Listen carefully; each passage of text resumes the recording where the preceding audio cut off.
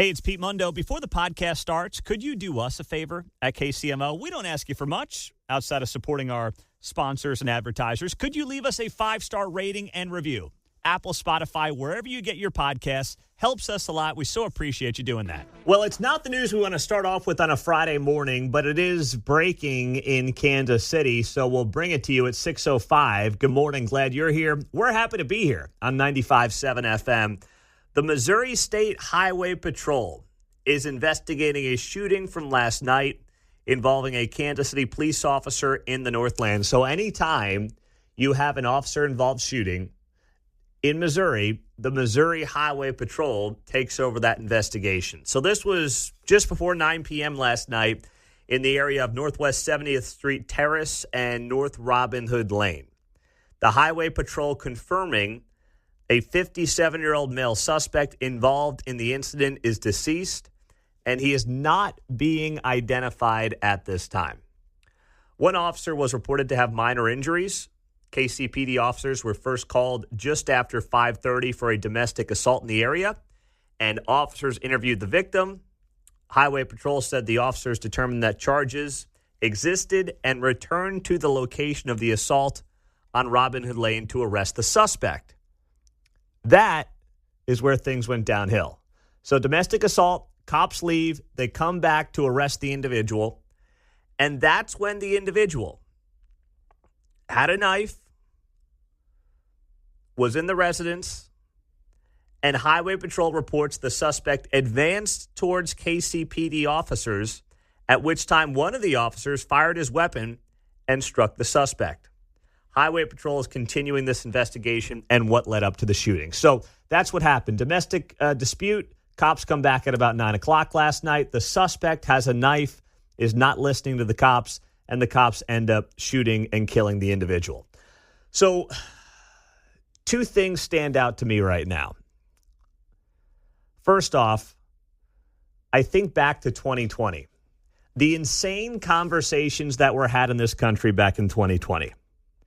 After George Floyd. And one of the more bizarre conversations that came out of 2020 was like, hey, if a guy has a knife, just shoot him in the leg.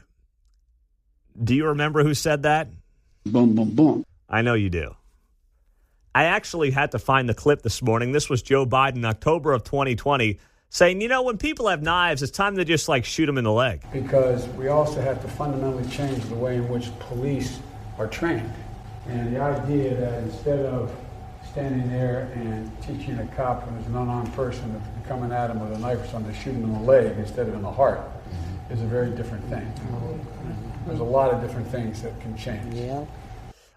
That's not how it works. I know it sounds good. It makes people feel good, but that's not how it works. Sorry there, Pops. Come on, man. The 21-foot rule is a guideline that has been used in law enforcement for years. The rule states that someone with a knife can run 21 feet in a time that it takes to draw and fire a gun. The 21-foot rule suggests that somebody with a knife can close 21 feet in about 1.5 seconds, which is faster than it takes a lot of cops to draw and fire a weapon. That's why knives are dangerous. When Joe Biden said back in 2020, hey, unarmed with a knife. No. When you have a knife, you're armed. You're just armed with something different. Now, I'm not saying this and what happened last night up north is a justified shooting. I don't know that. But I do know if anybody in media in Kansas City today is going to try to do the whole, but he only had a knife thing, just understand that is well known in law enforcement, the 21-foot rule. And in fact, when I did a training session with KCPD under former Chief Rick Smith, this would have been, 3 years ago. No, 4 years ago at this point. Because we had to wear a ridiculous mask in the training facility. I'll never forget it. I'm like, can I take, it was like 2021. It wasn't like prime COVID. It was like long after we all knew what was going on. But there's a picture of myself, the police chief at the time, and a couple other folks, and we're standing there in masks. And I'm like, it's like spring of 21. I'm like, what are we doing here? I try to forget that time, but here we are. So I did that. And one of the training sessions that we did up in the Northland at the KCPD offices was me in a dark room with another cop. And we're in this dark room. There's a projector screen, and we're going through different scenarios. And one of the scenarios is we show up in the backyard of somebody's home. We've both got our, fake guns in our hand. You should have seen me, Mark. I was looking real good with my fake gun pointed at the projector screen. I was like, super tough, right? Yeah, regular John Wayne here. So I'm standing there with the gun. I got a real KCPD officer next to me, and we go into someone's backyard. The projector screen has a guy in the backyard. He's kind of all, drugged out, wigging out, whatever you want to say, and he's got a knife. So we've got to try to massage the situation. He's not listening to orders, and we've got to figure out how to get him to stand down. And if he charges at us, our weapons are drawn, but at that point, you don't have a choice. When Joe Biden says, shoot him in the leg, listen, I've done these training sessions once in my life. Once. And I know that you can't shoot him in the leg. It just doesn't work. It doesn't make sense. And even if you do shoot him in the leg, that's one leg. He can still lunge with his other leg. Well, that's a great point too, right? You shoot him in the leg. What part of the leg do you hit him in, first off? The thigh, the ankle, the shin? You still got another leg. And to Mark's point, if you're close, you're lunging. And remember, these cops want to get home in one piece too. So if that conversation comes up today, anywhere in Kansas City, right away, you shoot that down. If it comes up with a friend, if it comes up at the water cooler today at the office, just put that thing to rest real fast. And you tell them to Google the 21-foot rule, and they'll take you through it. Now, what else happened here in the Northland? I don't know. It's under investigation. But I will say this. I hate that we're in this world where you say to yourself, and you think to yourself, I hope the cop and I hope the victim were not of certain skin colors.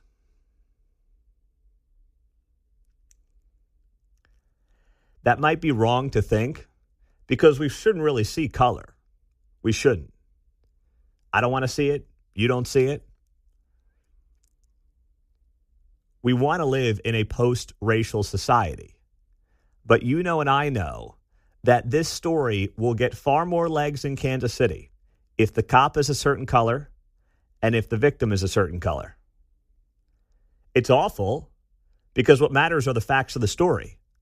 What matters, and the only thing that matters, is whether or not this was a justified shooting. There's no reason right now to believe that it's not, considering the victim was armed, even though it was with a knife.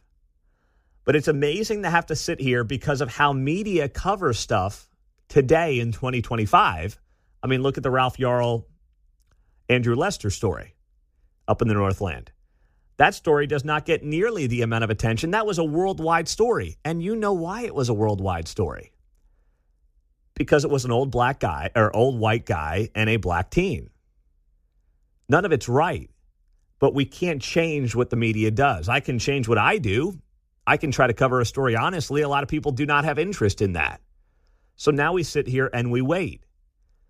And you know and I know if it cuts a certain way, story probably doesn't have legs by Monday. If it does cut a certain way, who knows how this story unfolds from here on out. 6:13, it's good to be here on a Friday on KCMO. Coming up next, I've got some more insights into meetings that happened this week between the Royals and the governor's office, the Chiefs and the governor's office, the legislature. They were all down there in Jeff City trying to figure out how to keep these two teams in Kansas City, or at the very least, in Missouri. And Governor Mike Kehoe from the state of Missouri is going to be here coming up at 7:35. So an hour and 20 minutes. The governor, who was obviously in on these meetings with our two sports teams, will be here for an exclusive interview. 7:35. Do not miss it. Spread the word. We've got it for you on KCMO 95.7 FM. Well, just to get the bad news out of the way early here on KCMO. Yeah, what a morning. Jeez. Amber alert this morning. You may have woken up to this on the Missouri side of the state line. Those of us on the Kansas side did not get the Amber alert. Good thing for John Anthony, it went off about 5 minutes before his normal alarm goes off. So, kind of like a normal day. But the Platte County Sheriff's Office is providing an update to an Amber Alert. There is a suspect named George Manning who is believed to be armed and dangerous with a 5-year-old, Juliana Manning. It's a child abduction that is now associated with 2 homicides in Platte County. So the 2 homicides took place before George Manning took Juliana. But this individual is at large. He should be considered armed and dangerous. There are photos of him on, I would say, go to KCTV5, our TV partner. You can see his picture. If you would like to, we will also post it on our social media channels, KCMO Talk Radio X and Facebook pages. Yeah, he's about 43 years old, 5'7" is about what we have. But the main thing is he is armed and dangerous and has caused apparently 2 homicides here, maybe. And I was tracking with another place that he was in Kansas City at one point, but we don't have a description on any kind of vehicle, and authorities suggest don't even try to intercede at all. Just call 911. Yes. Or Platte County Sheriff. Absolutely. So be on the lookout for that if you are in Kansas City or further up north as well this morning. Now, speaking of the Northland, there is a renewed push out of Jefferson City to have the Royals take a look at North KC. You may recall it was, 2 years ago now, there was a push for the Royals to go up to the Northland to look at Clay County. And it kind of just died. There was a poll that came out that said Clay County residents would not support a sales tax for the Kansas City Royals to go up north. And it was believed that that sales tax would have to be between a half a penny and a penny. So potentially up to a 1% sales tax to get the Royals up to the Northland. And that poll that actually had some ties back to Kansas City Mayor Quinton Lucas. Now, he didn't do the poll, but a group that he is associated with did the poll. It's now believed that that poll may have been a push poll. That poll may have been a way to sway public opinion away from the Royals going up to the Northland.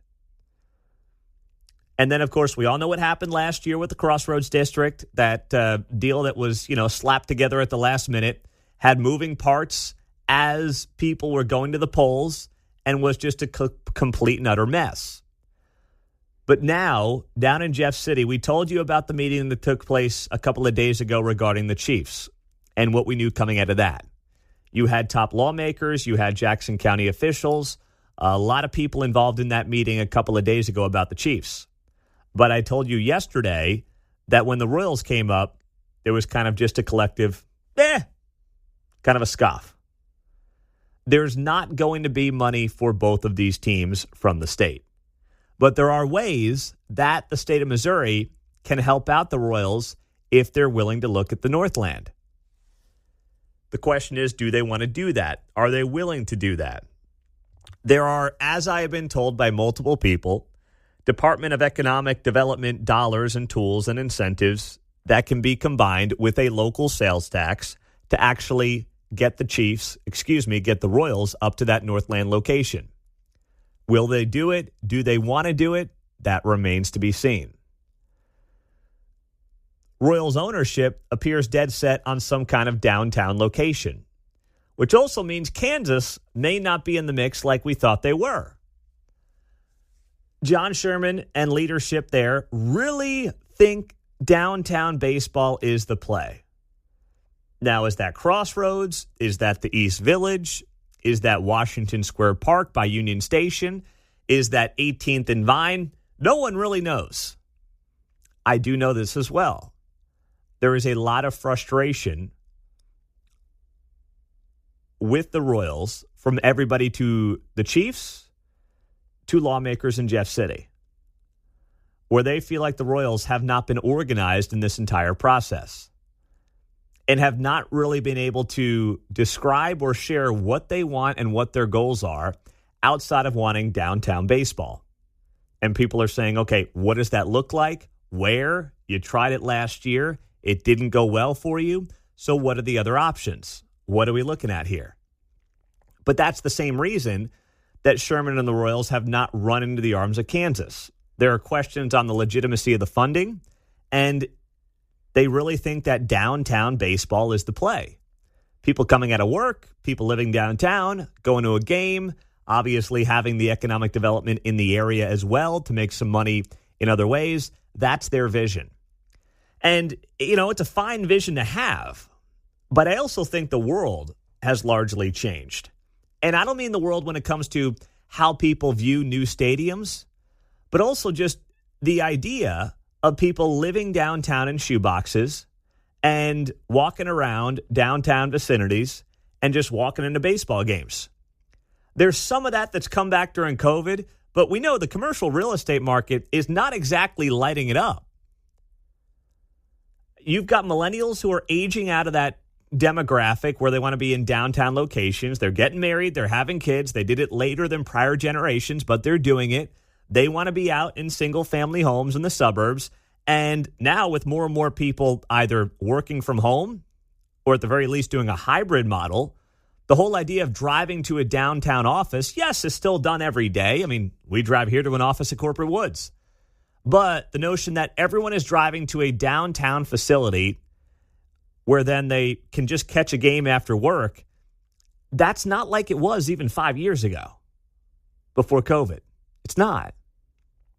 So that model still probably works, but you've got so many hurdles right now. You've got the bad taste in the mouth from a couple of years ago or last year. You've got the Chiefs who want to move separately from the Royals. I don't mean physically move. I just mean move with their deal separately from the Royals. They do not want to be attached to the hip anymore. I know that for a fact. They're done with each other. So what do? The Chiefs don't want to be in a ballot anymore with the Royals. If the Royals want to stay in Jackson County, they still have to go to the vote of the people.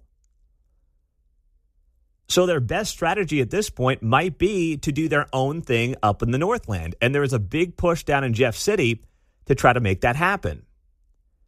The question is you. I know that there's an appetite up north from county leadership to say, hey, let's try to make this work. Let's see if there's a deal to be had. But I also know the folks up north have kind of been left in the dark for a while on this. They're very open to conversations, but no one's really reached out to them. And there's a part of them that feels like they got a little burnt and maybe a little used over the last 18 months with that North KC location. But I've said for a year and a half that that's the location that makes the most sense. Separate these teams, spread around the sales tax burden. The Northland's a great location for them. It's one of the fastest growing parts of the entire metro. It still has a downtown-ish feel, and there's a lot of people from other parts of the metro who will gladly go there. Whereas the Crossroads, East Village, there are people who they won't go to those locations. They will go up north. And I hope that renewed push gets through to the Kansas City Royals because it makes all the sense in the world for them to go back to the drawing board and look up there at that location, which has a tremendous amount of space to build whatever the heck they want. And the state can help with some Department of Economic Development dollars. 913-408-7957, especially if you're up north. Your renewed interest? You in, you out? We'll get to it and more next. Hey, it's Blackout Friday, fellas. Just so you know, got to have some boycotts today on the list here on a Friday. This is being driven by far-left groups. Al Sharpton's a part of this as well. He's got a DEI boycott plan that is 6.5 hours in. Midnight this morning till 11:59 p.m. tonight. And what they are doing is boycotting major companies who have rolled back their DEI initiatives. So they are asking people to not shop today at Amazon, Walmart, Best Buy, no McDonald's, no gas, no major retailers, and do not use credit or debit cards for non-essential spending. So don't fill up the gas tank today. Just, end up on the side of the road and call AAA or the cops, I guess, and maybe they can fill up your tank for you or something like that. Good thing I got gas yesterday. Good for you, Mark. You're thinking ahead for Blackout Friday, buddy. Nice job. John, are you going to McDonald's for lunch? I'm going to have to buy 2 sandwiches now to cover up here, man. I want to get that 10-piece nuggie. Yeah, let's go. Let's go. That's right. We have pizzas. We have 300 hamburgers.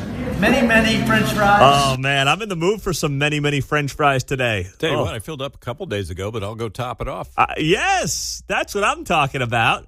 I probably need $5 in gas right now to cap off my tank. Go ahead. I'm doing it. These clowns can go pound some sand here, okay? Let's go, baby. That's right. Woo! No, this is a real thing. Grassroots organizations, including Al Sharpton, pushing today as Blackout Friday. There are newspapers in Kansas City this morning, like Next Page KC, who have it on the cover of the newspaper. Blackout Friday. There's a meme with a schedule somewhere here on Facebook, seriously, where you do different companies over the next couple of weeks. I'm like, oh, brother. I know. And the whole idea of calling it Blackout Friday, I mean, that meant something totally different to me back in college than not shopping at certain stores. Took on a whole new meaning, Blackout Friday. I actually had a college roommate who was excellent at Blackout Friday. He was a professional. Every Friday was Blackout Friday for him, and I was like, dude, come on, rein it in here, brother. Trying to help you. The People's Union USA calls the 24 hours of spending abstinence set to begin at midnight an economic blackout, a term that has since been shared and debated on social media. The activist movement said it also plans to promote week-long consumer boycotts of particular companies. Yeah, there it is. There it is. So we got to get a schedule now. It's kind of like I found it somewhere. Claire's, since she's in kindergarten, I'm going through all the firsts. But she comes home or we have to print out a calendar that shows what's being offered for lunch at the school every day. Mark's shaking his head in there. You know how it goes, right? Oh, yeah, we have that up on the fridge. Oh, yeah, same thing here. Now, she only gets to do school lunch once or twice a week. We're like, listen, we can only let you eat so much of that crap, to be honest. But she wants to do it, her friends are doing it, whatever. You get to pick a day or two a week, you do it. But I've got the calendar on the refrigerator. So now I guess I got to print out a Blackout Friday calendar so I can keep tabs on which companies I'm not supposed to buy from on certain days to stand in solidarity with those who want to pursue DEI in corporate America. I'm just making sure that you guys are aware of this. And yes, by all means, go to Amazon.com right now and buy whatever you need. I think I'll do it during the commercial break. That way I'm all caught up on whatever it is I need going into the weekend. Mark's already typing away in there. He's going to Amazon right now. He's looking up what he needs for the weekend. There you go. Got to get it sent overnight. There you go. I like it. So we'll keep you posted on where the boycott goes from here. But just know, no gas, no McDonald's, no Walmart, no Amazon, which means go to all those places today and have a great time and enjoy your Friday because it's going to be like 70 degrees today in Kansas City. I cannot wait. Next hour, Missouri Governor Mike Kehoe will be here at 7:30. And speaking of this great weather, Joel Goldberg, Royals broadcaster, is our featured Friday guest in studio from 9 to 9:30. So it's going to be a very busy morning, and we're glad that you're here as a part of it on KCMO. Meantime, this Gene Hackman story just gets weirder. So Gene Hackman's found dead at 95 years old, and his wife as well, and the dog. All three of them found dead at their home in Santa Fe, New Mexico, after a maintenance worker was unable to get in touch with the couple, and they grew concerned. At first, they thought, hey, this has got to be something. Everyone's thinking, and we were talking about this yesterday, it's got to be something like carbon monoxide, right? That's got to be it. Well, turns out there's no signs of forced entry or a carbon monoxide leak. So it's under investigation. Police were initially saying there was nothing suspicious about this, but now we also know it appears like they had been dead for at least a couple of weeks. We do have the 911 call here that a maintenance worker made when they stumbled upon Gene Hackman's home, and here's what that sounded like. This is the 911 call from a maintenance worker in Santa Fe, New Mexico at Gene Hackman's home. Are you with the patient now? I'm sorry? Are you with the patient now? Yeah, I'm over at their property. There's no address here. So I have to meet the ambulance or the police, whoever, down at the gatehouse. I'll bring them up here.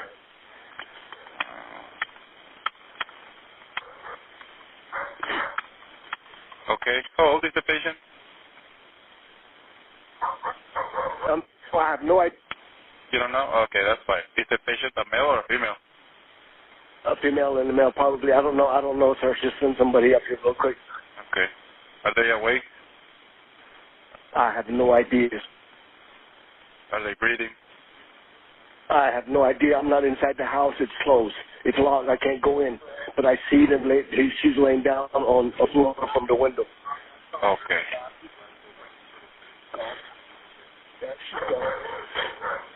Okay. Do they appear to be completely awake? On the way?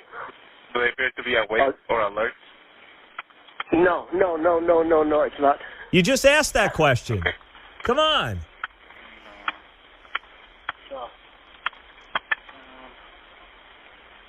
Okay. Did you hear them talk or cry? No. Okay. They're not awake, so they're not talking. Okay. Are they moving at all? No, dude, they're not moving. Just send somebody up here really quick. Okay, my units are underway. Okay. My gosh, I don't envy those who are call screeners at 911, but man, you can't ask if they're moving after the guy says they do not appear to be awake and they do not appear to be breathing. They're not walking and moving around if they're not awake and they're not breathing.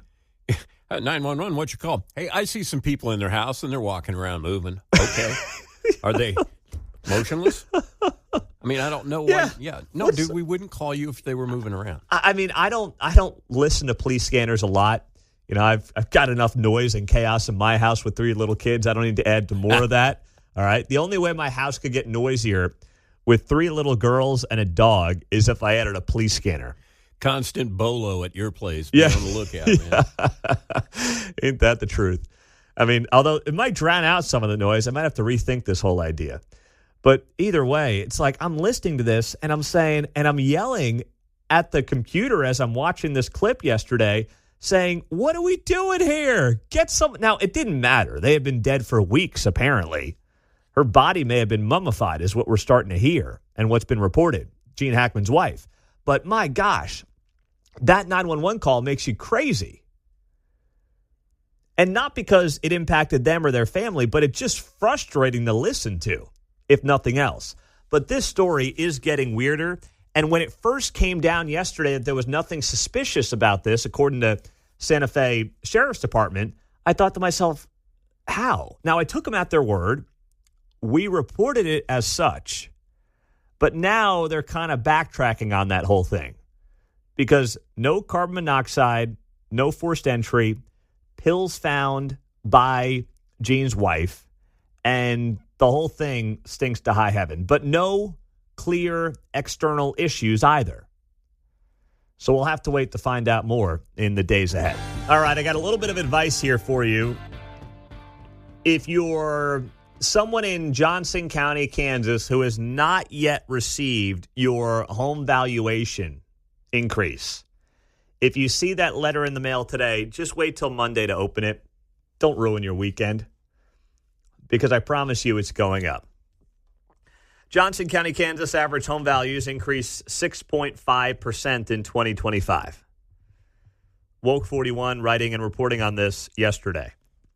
And a map of average increases by zip code show the area of the county inside of the Interstate I-35, Interstate 435, Wyandotte County border and state line had the most consistent areas of increase. Now, the hottest areas that saw 10% hikes on average. The far northeast corner of Johnson County, you know what's up there. The far southeast corner of Johnson County, basically right on the border of Miami County, all that part down 69 Highway that's getting blown up and going crazy down there. And then there are little pockets along I-35, east and west side, kind of down towards and up towards K7, just due east into Olathe as well from there. they saw some double-digit hikes on average. The smallest increases were out in western Johnson County off of K10, and then south central Johnson County, are where the increases were only up to 4%. Everybody else in that 4, 5, 6, 7% range. But you can see this map, and I'll put it up on social media as well. So I'm going through this map here, and I'm saying to myself, okay, the average home value in Johnson County now stands at $508,000. The average selling price of a new and existing home in 2024 was $557,000. The average selling price of a new build in Johnson County last year, $800,000. You still poor, broke, busted, and disgusted. That's right. $800,000 on average for the new home build in Johnson County. This county is going to be getting a windfall of your money. We talked to Mike Kelly about this a couple of days ago. He's the Johnson County chairman. And I tried to get a feel from him on, what exactly these property taxes are going to look like. And there was not really a clear answer. We do know this much. The county of Johnson County is sitting on $500 million in reserves. So even if the county lowers the mill levy rate, they can still get more property taxes from you. This is what they've done before in recent years. They lower the mill levy to look like they're good guys and gals. But what they're really doing is they're still taking a much bigger chunk of your money from property taxes, but saying, hey, we lowered the mill levy. Look at us. Oh, my gosh. It's like, don't buy it. Don't buy it. Because property values continue to skyrocket. They're sitting on $500 million in reserves. Now, on the Missouri side, they're trying to make it so that property taxes can only increase and assessments can only increase at basically the rate of inflation at most. Meantime, what are they doing in Topeka? In Topeka, they're worried about looking like they're cutting property taxes when your state property taxes are like a fraction of your property taxes compared to what the cities and the school boards and the counties take out of your property taxes. The state property taxes are nothing. Like, I'm fine giving the state of Kansas what they take. It's not a lot of money. The problem is in your municipalities and your counties and your schools. That's where all the money's going. That's where the increases are happening. But up in Topeka, what's going on is you got people getting set to run for governor. You got Republicans who want to look like they're cutting taxes. And they're like, don't worry, we're going to solve your property tax crisis with cutting the state portion. Well, first off, you guys need some revenues. I don't mind giving you a little bit. I'm more upset with what the county is doing. I'm more upset with what the cities are doing. They're the ones who are taking their residents for a ride here. And they're trying to pull one over on their residents by being like, oh, don't worry, we're lowering the mill levy. Okay, but my property taxes keep going up. And over the last couple of years in Johnson County, I mean, they've gone up tremendously. You go back to 2022, most people have seen 30, 40% hikes since then, right? So I asked Mike Kelly about some of this the other day, and if you missed it, I just want to play this because I think it's an important conversation regarding what they're doing with $500 million in reserves and why they feel the need to have it. I just find it interesting. It seems like you're more upset with... Oh, never mind. I cannot play it. It said Mike Kelly there, but obviously that's not the case. That was Lucas yesterday. So I thought I had this Mike Kelly clip to play for you there, but that's my bad. It's totally fine. Totally fine. The broader point here is to note that up in Topeka, I think they are totally missing the point on why people are upset with property taxes. They are upset, and they should be upset because of the city and the county, not because of what is going on with the state. The state is not the problem at all. And also in this report here, the affordability. Johnson County considers an affordable house to cost $300,000 or less. Since 2018, the number of homes in that category has dropped by 75%. So then what do you hear from people? Hey, we need more affordable housing. You know what you have to do? Stop building apartments. Stop doing what developers want to do and start doing what people want in your communities. What people desire in Johnson County is single-family homes. They do not desire a transient neighborhood that is nothing but apartments, and more apartments.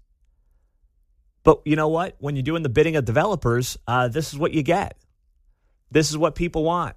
913-408-7957 is how you join us on KCMO Talk Radio 95.7 FM and streaming, of course, on the KCMO Talk Radio app. On a busy Friday morning, Governor Mike Kehoe is going to be here at the bottom of the hour. Do not miss that conversation. We will ask him about his meetings this week with the Chiefs and with the Royals. He had them. He will give it to us first here on KCMO. And you're not going to want to miss that because he has not talked to anybody else in Kansas City media about this very issue. Let's go to Bonner Springs. That's where Dennis is on the taxes. What's up, Dennis? Hey, Pete. I really am not completely sure what they were talking about, but what I gathered from my Board of Commissioners meeting the other day, the 1% tax they're talking about, earnings tax, the way it's set up that money only goes to pay down property tax. So, like my property tax, let's say it's $3,000. The 1% collected statewide from the earnings tax, your property tax, Mark's property tax, it will go towards our property tax being lowered on the county level. Does that help if the school boards are out of control? No, sir. But it's basically... They're going to... Wait. Hold on. Pump the brakes. Slow down. You're talking about this Senate bill, this proposal that was out there to allow a potential earnings tax to go in Wyandotte County. That's what you're talking about? Yeah, I believe it's statewide. It's not just Wyandotte County. Well, yes. It was introduced. I think it's being introduced by a senator from Wyandotte County. Yes, but isn't that the most government thing you've ever heard? We've got to implement a new tax so your other taxes don't go up or don't go up as much. Is that what I'm understanding? Yeah, pretty much. Oh my gosh. But you can't make this stuff up, man. Dennis, are you trying to get me in trouble with the FCC here? Because you're damn close to doing it. That is insane. No, hold on. Let me finish real quick. Okay. Counties like Leavenworth County, Riley, Gentry, you know what our problems are? We are federal facility counties. The federal facilities don't pay county taxes. They don't pay property tax. 30,000 people, or whatever you want to call it, in Leavenworth County pay the property tax for the whole county. Up until this year, we were paying for the ambulance service for Fort Leavenworth, for the federal prison, for the state prison. But do I like taxes? No, sir. But if we're going to offer football clubs, baseball teams, billions of dollars in star bonds, hey, tell you what, this is a better deal. Let's tax everybody equally. And I don't like taxes. Believe me, if you knew what I paid in taxes, you'd freak out. But I just don't see why we would do it for football teams, but we don't give any relief to the people. I'll get off because I know you're close to a break, sir. Thank you, Dennis. Listen, that's I do wonder if some of this, too, is like, in Topeka, they'll cut the property tax a fraction at the state level, which is like nothing. And they'll justify it by saying, hey, and let's welcome in a professional sports team. But don't worry, we got you a tax break too. Wink, wink, nod, nod. Saving $15.72 this year. Don't look here, look there. Governor Mike Kehoe will be here at 7:30. Do not miss the conversation. Exclusive interview on his meetings this week with the Chiefs and the Royals, all coming up on 95.7 FM KCMO. Good work there by Bill O'Reilly on a Friday. Although I thought he was going to say something else about Rachel Maddow there at the very end. You got to give her this. She's got guts. Guts. That's right. I will say this much. Got guts. I don't think it's smart to call your bosses racist for firing Joy Reid when Joy Reid was the biggest racist primetime television has ever seen. But, I guess to each their own. Some call it gutsy. Some call it stupid. Maybe it's a combination of both. Either way, we talked last hour, touched on it briefly, that the Jeffrey Epstein contact list that was released was nothing but a big dud. But what really offended me about it is, first off, it's not at the top of the list for the White House. It should not be at the top of the list for the White House. It's great social media fodder. I understand why people are into it. It makes for viral content, clickbait content. It's outstanding for that. But we talk about being in touch with Main Street, being in touch with regular people, and how for 4 years, Joe Biden and the people he surrounded himself with failed miserably at that. I think Trump's got a much better pulse on Main Street, but this is the kind of stuff that we can't spend too much time on. Not that Pam Bondi shouldn't do some of these things and maybe figure this stuff out over time. But I'm telling you right now, I mean, she's been there for 2 weeks, and for me, priority number one is not the Jeffrey Epstein list. It's not. And the fact that yesterday this contact list came out, and all it was like people in the phone, people that he knew, people that he associated with, and these are all people we already knew about. And it doesn't mean any of these people are guilty of anything, right? You got like Mick Jagger, Michael Jackson, Alec Baldwin, a bunch of Kennedys, Alan Dershowitz, John Kerry, Ivanka Trump. I mean, it's a who's who of the famous and powerful in this country over the last 20 years. That's all it is. Andrew Cuomo's on there, Naomi Campbell, Courtney Love. The list goes on and on. But then yesterday, they've got these conservative influencers outside the White House holding up these binders. Like, yeah, we got them. We got the list. Look at the list. And they look ridiculous. And it's all people that I follow. They're all people who are, big on social media. But it's like, man, you guys are losing some respect here on this front because there's not a lot of there with this contact list.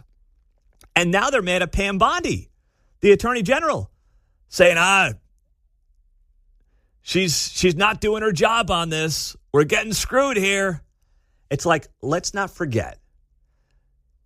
Issues and priorities number 1, 2, and 3 for Donald Trump and for everybody in the administration. Inflation, economy, debt, I would put that in the one basket. The border into that second basket. And then cultural issues into that third basket. The Jeffrey Epstein files and the rope-a-dope around that is probably somewhere around 46. I would put it right next to the JFK conspiracy and, the Fort Knox gold conspiracies that are also floating out there. Like the gold down at Fort Knox in Kentucky. Scott Bessent, the Treasury Secretary, is like, yeah, all the gold's there. And we're like, we're going to send Elon to check on the gold. Got to make sure the gold bars are all accounted for. No. I need Elon focused on Doge, okay? That's what I need Elon focused on. We got a small window here to make a lot of radical changes. And when I say radical, I don't mean like far-right radical. I mean radical to the status quo of Washington, D.C. That's what I mean by radical. You've got a small window here to really make some of these changes and to sell them to the American people and to get the American people to buy in, knowing full well the media is going to be against you every single step of the way. And that needs to be the laser focus right now. Because there was some polling yesterday from CBS saying that people are still not feeling good about the economy. Now, it's not going to get fixed overnight. Joe Biden didn't screw it up overnight. Come on, man. It took him about 12 months, 18 months to screw it up. So you're not going to fix it in 2. But you got to make sure that people know you're hyper-focused on the issue. And that way they feel like, okay, it's not getting better yet. But I see the signs, and I'm going along for the ride. Harrison Butker found himself in the Oval Office yesterday. How about that? Show some RESPICT. So the offseason for Harrison Butker is already off and running. We will do our absolute best to get him here on KCMO. He stopped by Senator Hawley's office yesterday as well. It wasn't clear on, the purpose, but it doesn't really matter. I mean, he can go say hi to Trump. He can go say hi to Josh Hawley, who, of course, he was on the campaign trail with here. That's when we interviewed him up in Parkville back in October. We had him on the show, or I went up there, interviewed him and Josh Hawley together for an exclusive conversation, and we played it back here on the radio the next morning. So it was a great time. He was a good guy, and it's amazing. He had a lot of people, as he noted, in that Chiefs facility who are regular KCMO Talk Radio listeners. So I was happy to hear that and get the inside scoop on that as well. But there was a bit of a meltdown yesterday on social media about this whole thing. But what's he doing there? Oh, my gosh, Butker. How dare you? You can't do that. No, this is how athletes are supposed to be political. They are supposed to do this on their own time when they're not in uniform, and they're supposed to just go do and be active in the things that they are passionate about when they have their own free time to do it. This is exactly what you would want out of your athlete. Now, you might think that Harrison Butker's values you disagree with. That's your prerogative. I happen to think he's spot on. But if you disagree, that's fine. You feel what you want to feel. But he's not doing it in uniform. He's not wearing a MAGA hat and doing the YMCA dance during the national anthem. Although that would be mildly entertaining, would it not? Give me some YMCA. Come on, it's a Friday. Pull it up for me there, Mark. Right. Get me. I need a little YMCA on a Friday morning. It's going to be 70 degrees here today. We got the spring feeling in the air. February is over today, so give me a little something to work with here. But this is what you want. This is the kind of stuff that we should say, you know what, even if I don't like Harrison's politics, I respect how he goes about doing it. Spare time, free time, I'm out there, I'm being political, and I'm doing it on my own dime, on my own time. I would have no problem if LeBron James did this, if Kaepernick did it this way. This is what it's all about. Oh, there we go. Oh, man, it sounds so good, doesn't it? Oh, man. Oh, keep it rolling there, Mark. Let's go. Let's go. It's Friday, baby. Oh, my gosh, it sounds so good. I haven't heard this in a while. I got out of the groove with the YMCA. Young man. Woo!